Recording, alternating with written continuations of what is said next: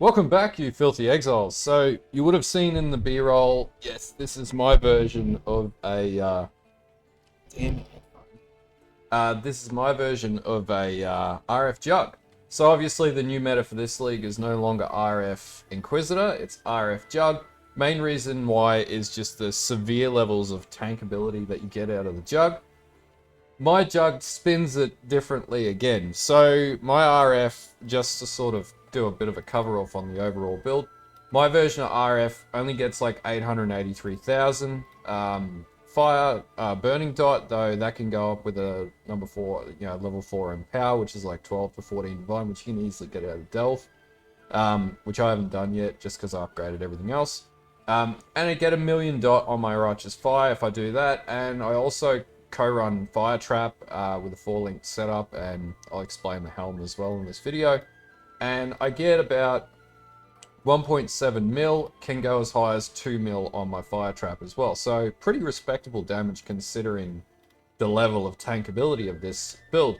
Now, why is mine a little different? Well, I cap out, and it says on the tooltip, life regen at burst, which is every 4 seconds, 4,700 life per second. However, it has hit as high as 6.5 to 7.1 thousand life regeneration per second.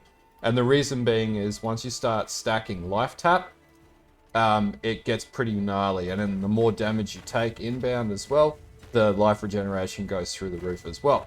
So anyway, so you know I'm not talking BS. And I should explain. So Righteous Fire, for anyone who hasn't played Righteous Fire, is basically this skill here. Righteous Fire, no doi. And then basically how it works is you overcap your resistances, in particular your fire resistances. Now mine doesn't overcap until my endurance charges tick in, and I get 88% overcap resistances, which is actually shown on my POB, I'm pretty sure. Yeah, 88%, 86 and 86 pretty much take no elemental damage and no chaos damage with this build.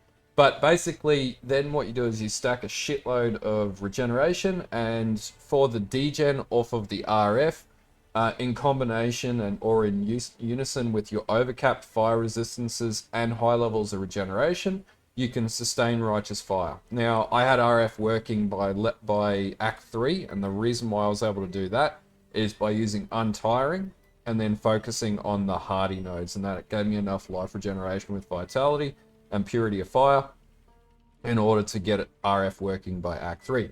Now, my build goes a little crazier than others. I actually double stack Surging Vitalities because I wasn't happy with the life regeneration as it was, so I wanted more. And I actually used the cheapest Forbidden Flesh and Forbidden Flame Jewels for the Jugg, which uses Unrelenting, which gives me elemental damage reduction, and I'll explain why that's significant in this build as well. So that's basically like the really top down, but let's have a look at the POB and the configuration so you can see that this build isn't bullshit. So basically, Major Gods, Soul Lunaris, Solar Gruth Cool, just straight away, damage reduction, really good for Delve. This character is built around Delve. This is an Anuba character. This is to go down and Delve. And if you want to know how far I am, I'm just slowly chugging along from 756 onwards. I just have no issues. And I just killed a Crystal King, as you can see here, at 577. Takes a little while, takes like maybe 8-9 minutes, but you can farm like 600 plus, probably down to 800 plus with this build, because the only way to kill it is by hitting it for like a fuck ton. But anyway, so talking through the config, so basically endurance charges, yes, we generate that from the Ascendancy, which comes off of unflinching, so every time I take any sort of damage, because I can't block, I just take damage. And that's because of our Sappho's frame, which I'll talk about shortly. We always have endurance charges. Now I have 6 endurance charges, and this is just natively on the tree. This isn't anything special. And these come from the stamina node, and also they come from the ascendancy, and also the endurance node here. So really easy, there's no crazy shit. Life tap, I have life tap in my build. So the way that life tap works is you want to have life tap in both your fire trap setup and in your RF setup, because once you start throwing your fire traps, right, your life tap will actually buff up your damage on your Righteous Fire and your fire trap at the same time. For anyone who doesn't know how it works, that's how it works. That's why you want to have it on both. Onslaught, it really has no effect on this build, but you can get it if, you know, you put an Onslaught flask on or whatever. So Consecrated Ground, yes, we have Consecrated Ground. The reason why is because I do have a Bottle of Faith on this build, and I will preface this build is probably around 30 Divine right now. But you can level, as you level it up and whatever, I'll talk through the gearing. It takes a little bit to gear it up, but it's really about the min-maxing. But you can get it working on a really cheap budget, and then you just have to scale it up. On a cheap budget, you can farm like depth for probably 200, 250, up to 400, down to 400 really easily. And then beyond that, to really push it down, you've got to start min-maxing the living shit out of it. Further to the configs, so enemies nearby. We're in Delve, we always have a shitload of enemies. We're never 1v1ing unless we're bossing. Have you been hit recently? You're almost always getting hit because you cannot actually attack block on this build. You can have a little bit of a spell block, but we're not really worried about block. This is all about taking damage. The more damage you take, the stronger you get with this build, which is pretty fucking crazy. How many times have you been hit recently? Probably about 10, I estimate. Usually like more like 100 or 200 times, but 10 is pretty reasonable. No other changes to the configs here. Is the enemy burning? Yes, because RF actually does burning damage, not ignite damage, and that should be something that's really clear when you when you build an RF character. Do not scale ignite. However, pardon me, your fire trap actually does do ignite damage. So fire trap burns the enemy on burning ground and has a chance to ignite the enemy. So you do ignite damage as well, which doesn't really affect the overall damage in this build anyway. Is the enemy exposed to fire? Yes, the reason why we have fire exposure in my setup, I actually have awaken burning damage in my 6-link, and yes, that does do fire exposure. Am I correct there? There's fire exposure somewhere. Sorry. I'm thinking of fire penetration. No. It does do fire exposure because it's the implicit on the gloves.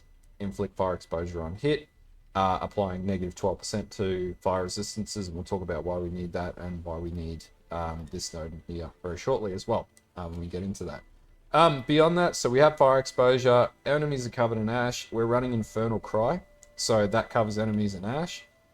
So if I go to my main setup here, Infernal Cry, covers enemies in ash, causing 3% increased fire damage taken per 5 power, up to 20% power. So yes, that's one that applies. And is the enemy on Consecrated Ground? Again, Bottled Faith. Guardian and Pinnacle boss damage is ticked on, so this isn't BSing. I'm not like chuffing this and going, no, oh shit, we have 1.2 million. Even on standard bosses, 957 and 883. Now, what's my effective hit pool on this build? Fucking huge, 331,000, which is absolutely enormous. And this damage reduction is coming from a number of things. So, number one, we stack a shitload of armor on this build. So we have a brass dome, we're curse immune, we're crit immune as well. So I also take reduced, I have a corrupted chest, which gives me a lot more damage. All of my resistances are overcapped to 88, down to as low as 86, and chaos resistance is capped as well. Right now it's not capped, but on the POB, once I have endurance charges, it's capped. It's a 79%, and it overcaps as well, so I don't take any real chaos damage, I don't take any elemental damage, and the reason why this is significant is actually due to the ascendancy with the Jugg. So the more armor that I stack with Unbreakable, number one, your body armor is doubled. 8% of armor applies to fire, cold, and lightning damage taken from hits, so 8%, so 20,000 armor, or like 22,000 armor is actually being applied to any elemental damage I take, which is minimal already because I overcap my elemental with my resistances, and then I take it one step further by then having a corrupted Sapphal's Frame, which has 6% of physical damage taken from hits as fire damage, and I have 2 ways of mitigating fire damage already through my ascendancy and through overcapped resistances, and I also use a ruby flask because fuck it, why not? So basically I reduce that fire damage by another 20%, so that reduces my overall physical damage taken to like teensy little bits. And just for good measure, because I wasn't happy enough with it all, I also have a fucking Progenesis flask on this build, which just goes 0 to 100 and defers all damage inbound. So This build can pretty much face tank most shit. I wouldn't say it can face tank, cannot face tank one shots from Ubers because it can't mitigate that damage. But pretty much anything with sustained damage or anything like that, it can face tank, with the added advantage of having, you know, a cycling just idle regeneration rate of 3800, which is actually coming from, I need to put this on D&D, otherwise I'm going to get spammed, which is coming from pretty much my surging vitalities, because I double stack surging vitalities on this build. In doing this, I also use this to cap out my attributes and cap out my resistances and push more life into the build. I only have like 4,000 life, give or take. So yeah, it's pretty powerful. Now, this isn't perfect. Like, this actually needs to have Burning Bright in it to get more AoE and fire damage. And yeah, and then I also have more mitigation because I have the Forbidden Flesh and Forbidden Flame jewels for Unrelenting, which allows me to then have, and I'll just go to the Ascendancy to show you, Unrelenting allows me to then have another 6% additional physical damage reduction because I have 6 endurance charges, and then another 8% reduced elemental damage taken while at maximum endurance charges as well. So more elemental damage mitigation on top of the armor elemental damage mitigation on top of overcap resistances. So, and then per endurance charge I also get 4% increase chaos resistance per charge too, which caps me out because I'm always at 6 endurance charges. So basically this character is a walking fucking bulldozer, and it just fucks shit up. So pretty much that's what we're going to talk about, how I gear this. So yeah, that's pretty much the overview of the build. So let's talk about the gearing and how I sort of threaded all this together. And I'm still min and maxing some of it, but it's pretty much where I want it to be right now. Okay, so my gearing is a little cheaper than other RF builds that you'll see out there. My helm, everything's a lot cheaper, and I'll talk through each part of it. So my scepter, now you cannot use a wand in an RF build because RF does not scale with spell damage, only scales with elemental damage, burning, fire, dot, and damage over time. And gem level is really important as well. So I pretty much just crafted one that has all of that, and I actually used a hunter base, which allowed me to get 82% fire damage. So this is actually better than a +1, but not better than a +2. And when I say +2, there'd be +1 to all fire spell skill gems, and +1 to all spell skill gems. So that's what I'm using for my scepter, and this is just an 86 hunter base. Honestly, you could just craft this by alteration orbing, chaos slamming, scorched fossil crafting, because this is used for delve anyway. Take your pick, you can do it. My helm, a little more expensive. So for this one, I actually bought a base. I crafted this one myself. So you need at least, I would recommend an 86 to a 90 Elder base, and get a Royal Burgeonet, or Burgeonet, whatever you want to call it. And then basically the cheapest way that you can do this, and I'll provide 2 POBs, one with a cheaper version of this helm and one with this helm, and there is a more expensive version of this helm with Essence Crafted mod, but it's just too expensive and you really have to like dump glyphic fossils into it, and I'm not going to do that, I'd rather sell them. So my cheaper helm is actually just 1 craft, and I actually got this by just chaos spamming, to be honest with you. You can do it with alteration orbs as well. Literally just go for like socketed gems that are supported by level 20 concentrated effect, and then craft on 1+ level of socketed AoE gems, and any other mods you get as just the benefit of it. In my case, I wanted the 40% increased righteous fire damage on the enchant, so I bought one with that, and I got super lucky when I chaos spammed it and just happened to roll over the mod, which was level 20 burning, level 20 concentrate, and regenerates 107 life per second. So this is like a 15 to 20 divine helm, but you can craft this yourself. And I would just start with Royal Burgeonet, Elder, 86 to level 90. They're like 2 to 2.5 divine, and that sounds expensive. If you can't afford that, just get any Elder helm that's 85, and then literally just alteration orb or chaos spam it, like if you're not good at crafting, or scorched fossil 1 socket resonator spam, and that's basically just getting scorched fossils, which I'm all out of, 1 socket resonators, and then just hitting it against the item as many times as you can, and you'll farm plenty of those in delve. And that's how I got my helm. And always craft the 1+ on there, because for your helm, you're actually going to use it to put your fire trap and fire trap setup, which we'll talk about next. So my shield, I use a Sapphire's frame. I use a corrupted Sapphire's frame, and the corrupt that you want is an implicit to convert physical damage from a damage taken to fire damage. The reason why we want fire damage is this is the highest level of overcap resistance we have, because we're playing RF, 88%. The cap is 90%. So that's going to mitigate the most damage. The other benefit of this is we get some spell block. You can no longer block, but this shield gives you plus 4% to all maximum resistances. So it basically gets you to that overcap. The next thing that I've got on my build now, I have a corrupted version of this gladiator plate, but I'll put a cheaper version of this in a second POB, a cheaper POB.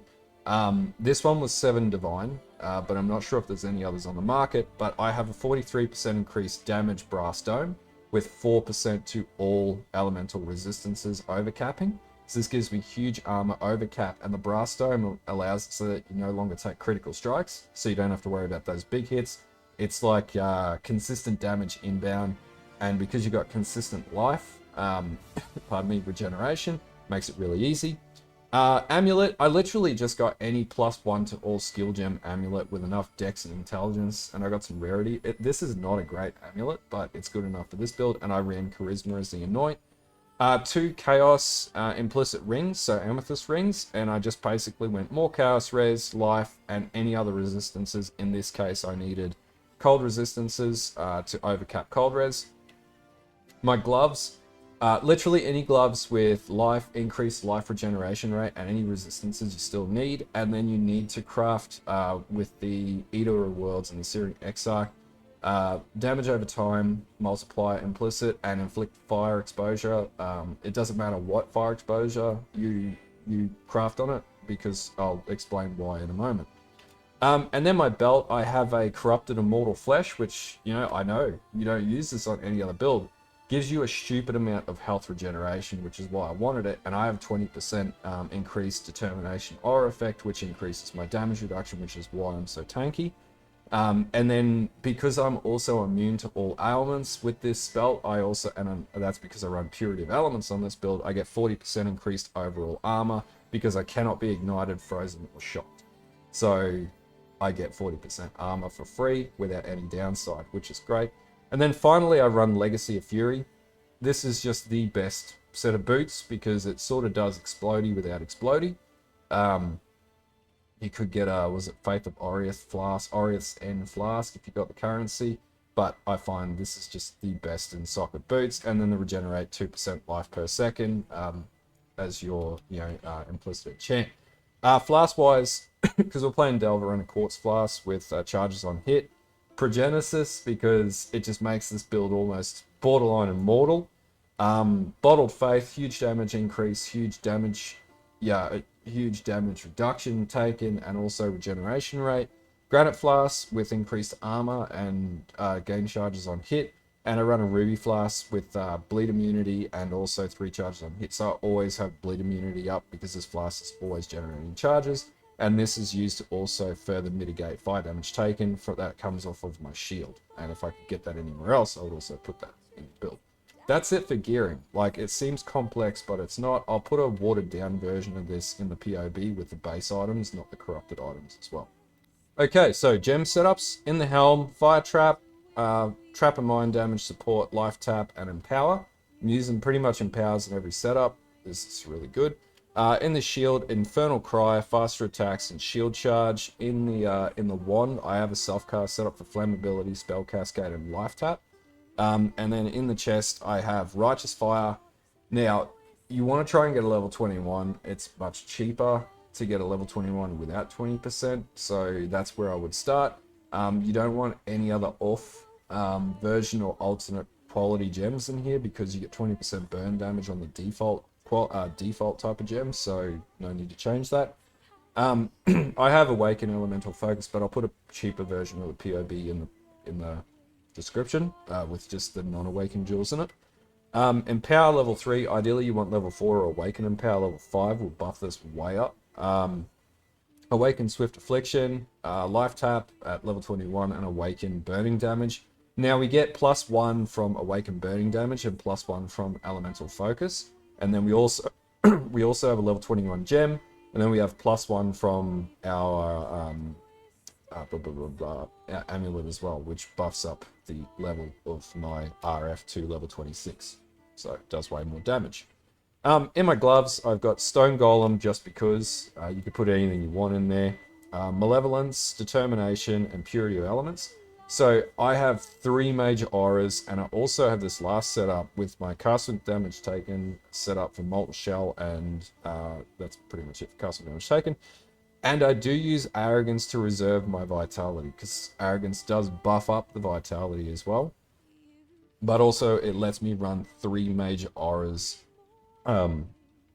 without having to go crazy with aura reduction, and I pretty much pick up the nodes to support this through Champion of Cause, this cluster here, and also this wheel up here with Sovereignty, and then I run a Charisma setup in my amulet, and I don't need to have like any other fancy like sort of gear or anything like that. Like you could potentially put an All Uprising on this for Determination and Purity of Elements, but honestly, they're so expensive, they're better off just selling if you're gonna farm them. But that's it for the gem setups. Really straightforward sort of stuff. Okay, so for the tree, the last thing we're going to add into this build, by the way, are the cluster jewels, but I'll explain the ones that I have. And there are improvements you can make to this. Ideally, like they should all replicate this with Burning Bright, Smoking Remains, and Disorientating Display, but they don't. And anyway, so when you're first leveling this up, you're going to pretty much go straight for Prismatic Skin, and then straight for Soul of Steel, and also pick up Heart of the Warrior. The reason being is you want to get to that overcapped fire res really early. I know people in the comments of my my currency guy was saying they're struggling with RF. That's why you're struggling with RF. So if you run Maximum Fire, Prismatic Skin, Soul of Steel, you run Purity of Fire and Vitality early up, you can get RF working by Act 3 with the Untiring node selected, and you're good by Act 3. You can run around and go crazy with it. And then beyond that, I did need to pick up Hard Knocks and Proficiency, which I'm not happy about, but hey, I need the Dexterity and Intelligence because my character's a bit of a dum-dum and a fat slob, so I had to do that. Determination has 25% increased reservation efficiency. Then we want to pick up the health wheels. You never want to pick up the 10% increased max life and 10% reduced life recovery because we want maximum life recovery. And then also you want to pick up Call to Arms because we're going to have Infernal Cry set to our move button, so we're always casting it as we run around. And then just come straight up, Juggernaut, Stamina. I've got a jewel in here which just does poison reduction on me, which makes me borderline poison immune. Increased fire dot, increased armor. And then basically Barbarism, that gives you another +1 to maximum fire res. Life Mastery, Vitality has increased. Actually, this won't have any effect. There we go. We got another point to spend. I don't know what I'm going to spend it on. Probably life. And then Hearty as well. Actually, while we're here, we'll have 2% increased life per recovery while we're moving, because we're always moving in Delve. And then we'll come up, basically we'll pick up this cluster or this wheel to get it ready for when we put a cluster jewel in. When we come up, pick up Devotion, get Sanctity, and you want Discipline and Training. This is going to buff up your health pretty significantly. And then we also want to get Divine Judgment. Now we want Exposure you inflict applies a negative 18% to the affected resistance. The reason why you want this is this synergizes with your gloves. So you can have a negative 12% roll on your gloves, but with this node, it will push it another negative 6%, which will increase the amount of damage the enemy will take. So that's just better for your character. And then we have another +1 to Endurance, another jewel here for Life Dexterity. Do I need that? Yeah, I still need that. Damn Dexterity requirements. And then we come up here, we pick up Sovereignty, we pick up Purity of Flesh, we get Holy Fire, and we want to get the fire damage over time roll on this. And then we come up and we pick up our other elemental jewel socket here. Now, cluster jewels. So, first cluster jewel I'm using isn't ideal, but it's Disorientating Display, Smoking Remains, and Cremator. Ideally, I'd change Cremator out and put in a jewel with Burning Bright to give me increased AoE, which I might actually do this afternoon. And then, yeah, I should be able to do that actually really easily. And then I run 2 Surging Vitalities. Now try and get your Dexterity on Surging Vitality and Chaos Resistance where you can, and they're 2 sockets because I don't have enough space to afford 3 sockets. And then I come up in my second setup here. I've got Disorientating Display, Burning Bright, Smoking Remains. I have Brood for Potency, and I have Flow of Life. Ideally, I want Burning Bright and Flow of Life. However, they're worth 4 Divine, and I don't want to spend that. And then I have my Forbidden Flame Jewels, which have Unrelenting on them as well. So you need Forbidden Flame and Forbidden Fire. These are really cheap. I got one for 80 chaos and one for 40 chaos. Nobody uses them because everybody's focused on damage. However, for Delvers, really, really useful, and I would recommend.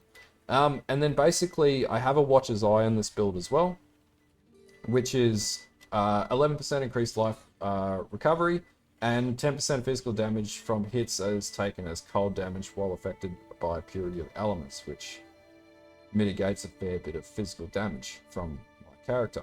Now, Ascendancy-wise, the first Ascendancy I took was Untiring, second one Unbreakable, third one Unflinching, and then fourth one Unstoppable. And then pretty much at that point, you are literally just unfucking stoppable. Now, have this go level early leveling, really easy. Like, I just burnt through the axe, both literally and metaphorically. But yeah, really easy build, just really consistent. Super tanky, pretty much cleared everything straight away. And then obviously it T16 maps like a boss. As you would have seen in the B-roll, it does deli 100%. Be a bit slower than usual, but it can do it. 60% deli was about the sweet spot, 40 to 60% was nice and fast. But yeah, pretty much that's all there is to the build. Okay, really quickly, Pantheons, you want Soul Lunaris because it does give you increased movement speed and it also mitigates projectiles, which is a big problem in Delve. And then we want Solar Breath Cool because this decreases the attack speed of enemies so they can't keep hitting you, and it gives you time to sort of recourse back and for your life to regenerate. And if that every 4 seconds, you got to remember you get 20% of your health back. So yeah, there's that. So anyway, that's it for the Pantheon setup. All right, I hope this video is sort of clear. I'll put 2 POBs in the description, one being a cheaper one without corrupted items and without awakened jewels, one being the one that it is right now. Min-maxing this build, it's not too bad. Like, if you've watched my Delve video, once you get into Delve, this build is going to take me all the way down to like 800 to 900 Delve pretty easily. So I would consider that reasonably deep. Some people might argue and say, that's not deep Delve. Well, most characters can't hit past 350 to 400 if they're lucky. So this build is just doing 550, whatever it is, 570 to 600 with ease. So yeah, there is that. Anyway, if you like this video, like and sub to the channel, follow the Twitch as well. I'll be back on live streams probably in the next, maybe tonight or in the next few days. I've just been taking a break from it and doing some other stuff. I am looking at doing some other things. I've been sort of learning how to 3D print stuff. So if people want to see something or an alt channel or something like that, let me know in the description on that. But anyway, until next time, have a good one and bye.